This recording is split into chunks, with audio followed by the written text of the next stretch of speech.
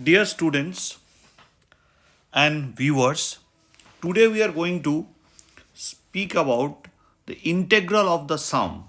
You must be thinking what is this? This is very well known that if you take a function f from r to r and g from r to r, then integral of a by ab of the function f plus g is the sum of the integral of f and the sum of the integral of g over the interval ab. Now, if I tell you to prove this, proving this for a function if both f and g are non-negative is not a very difficult thing because you can use that area definition. So, the total area is sum of the two areas. That's the idea. Now, if I say that f and g are general functions, of course you can say that okay, I can use my general definition of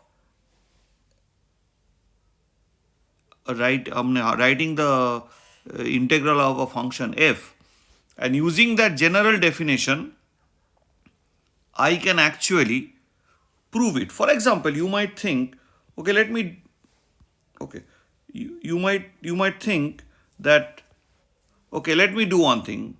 So I know that integral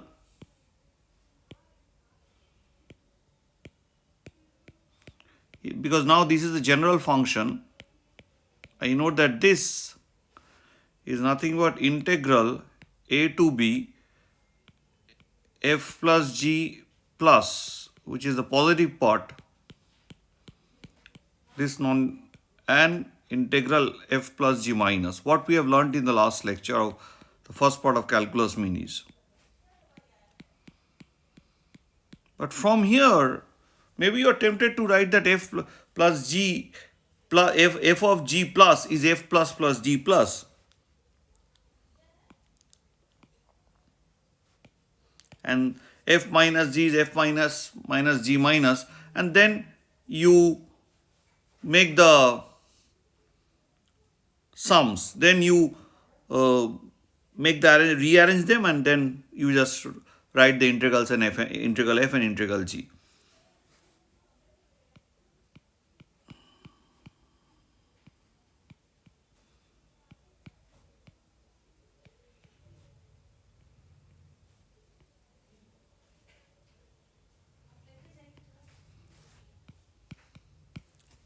But if you are very careful, you will really observe that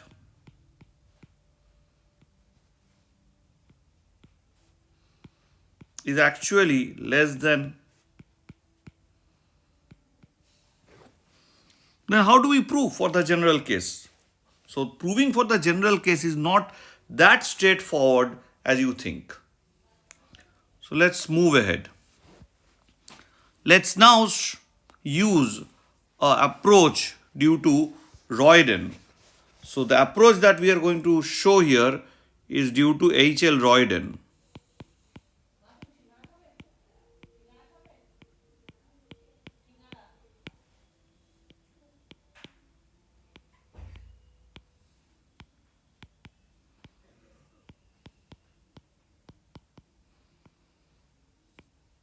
There's a book called Real Analysis by Royden. So it's a book. So it's now, it is the third edition called Royden and Fitzpatrick. And you can actually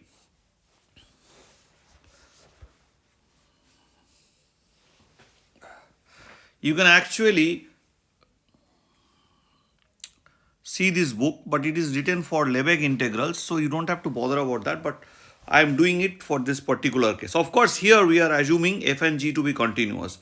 If I go down, if I want, of course I am assuming these to be continuous functions.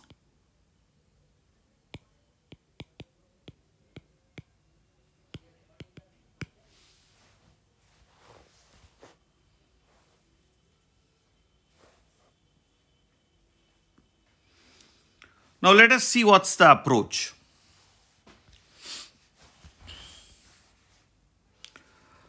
Now suppose you take any function f And suppose f can be written as the difference of two non-negative functions.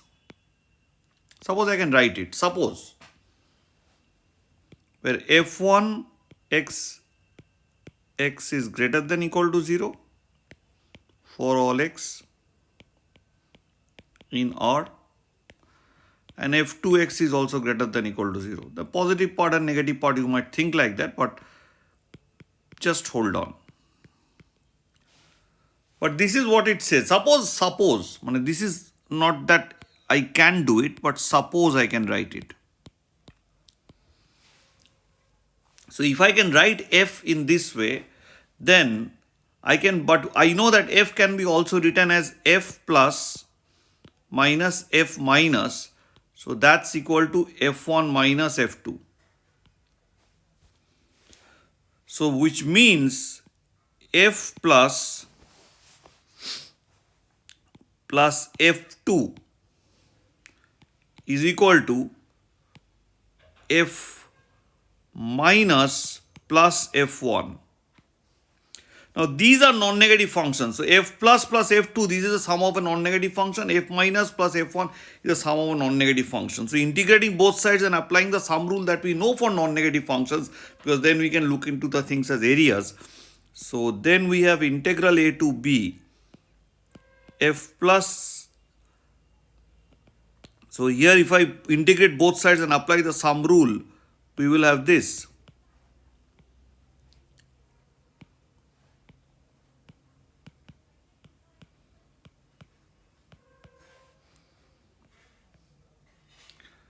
Is integral f minus a to b. A to b is the limits. I am not writing all those things in detail, that we have chosen a and b is an interval and that's the limit.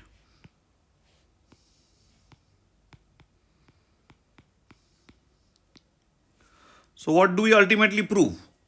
We prove that a to b f plus x dx minus a to b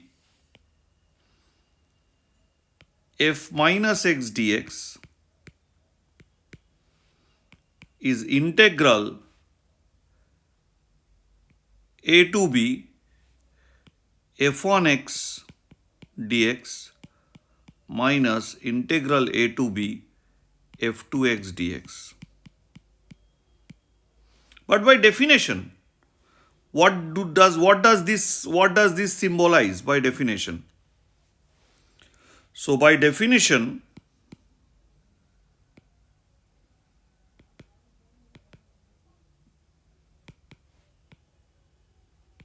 we have that this difference of these two integrals of non-negative functions is nothing but integral a to b fx dx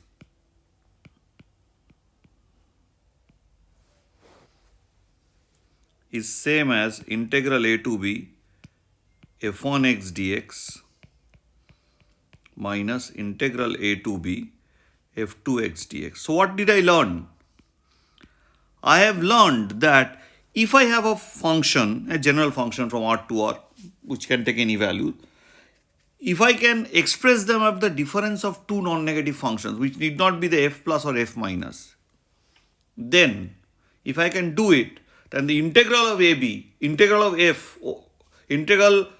f on the limits AB is same as integral f1 minus integral f2. So f1, f2 in this case is actually need not be the f plus and f minus. They need not be the same. But if you can express fx as a difference of two functions which need not be your f plus and f minus, the integral of f is the difference of the integral of the two functions f1 and f2 whose difference expresses the function value f. Okay, so this is what you get. So this f1 and f2 need not be f plus and f minus. So any f1 and f2, you can decompose it as f1 minus f2, where f1 is non-negative and f2 is non-negative. And immediately the difference of the integrals is the difference is the integral of the function. Now let us see what is f plus g. Can I express it as the difference of two functions? So f plus g x by definition is fx plus gx. Okay, by definition is fx plus gx.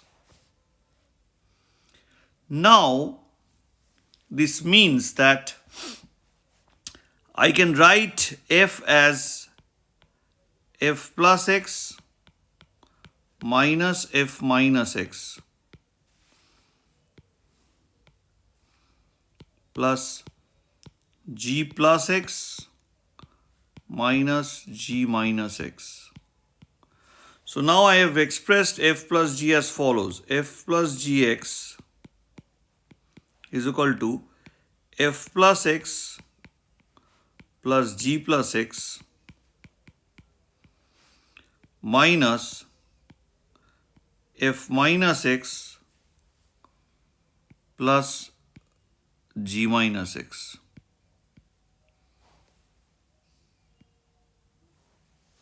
Now f plus and g plus, these are non-negative functions, so if you integrate the sum, you will get if you integrate these two functions, the integral would be evaluated as the integral of the sum. Basically this is nothing but f plus g plus of x. So now what does it mean? So it means integral of f plus g x of dx over the interval ab is same as integral ab f plus x plus g plus x dx minus integral ab. So this integral of f plus gx is now defined, can be written as the difference of the integral of this function f plus g plus and f integral of f minus plus g minus.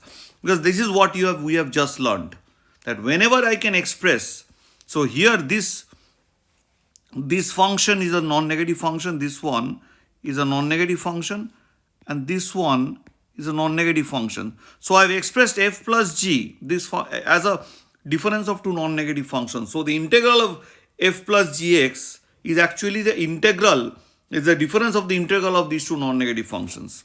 Difference of the integral of the first function minus the difference of the integral of the second function.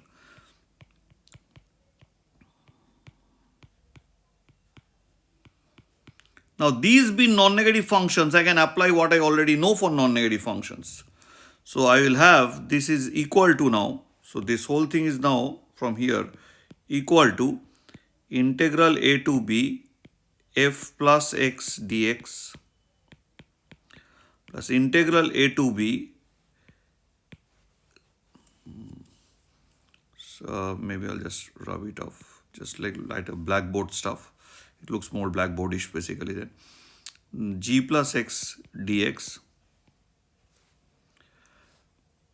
minus integral a to b f minus x dx minus, both will be, this will be this plus this, but there's a minus sign, so both will become minus. Integral a to b g minus x dx. Now making these rearrangements, we can have integral a to b f plus x dx minus integral a to b f minus x dx, this is 1, plus integral a to b g plus x dx minus integral a to b g minus x dx. Now voila, you know the definition. So this is nothing but in what we have learned from the previous part of calculus minis, that this is fx minus dx, integral fx dx, and this part tells you that this difference of these two integrals is nothing but integral gx dx, and hence we have proved whatever you wanted. So the key idea that we had to observe here is this idea, that if you can express a function f as a difference of two non-negative functions which need not be f plus and f minus, then the integral of AB, integral of f over integrated over the range AB is same as the integral of f1 over AB minus the integral of f2 over AB. So that idea is actually used for f plus g, because I have expressed f plus g x by as the difference of these two functions. One is f plus x plus g plus x, and another is f minus x plus g minus x. So this is acting as your f1 here. This is acting, this one is acting as your f1 that you see here, and this one is acting as your f2 that you see here. So hence the integral of f plus gx. So I have expressed f plus g as the difference of two non-negative functions. So their integral is the difference of the integral of each of these functions. So that's, and once you do that and rearrange, immediately you apply the sum rule for non-negative functions, which we take for granted because that is come out of the definition of the area and from the very basic definition.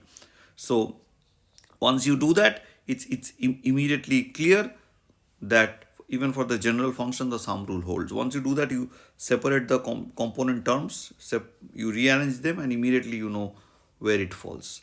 Hope you have understood this. Keep this key crucial point in mind.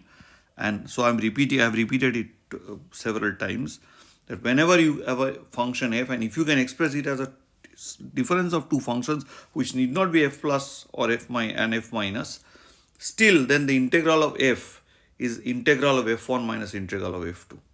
Okay, so I will just now write, just give me a second, maybe, okay, something else has happened. Okay, so anyway, we will see to it later on. Let's stop the recording and let's call it the closure of this lecture. Have a nice evening.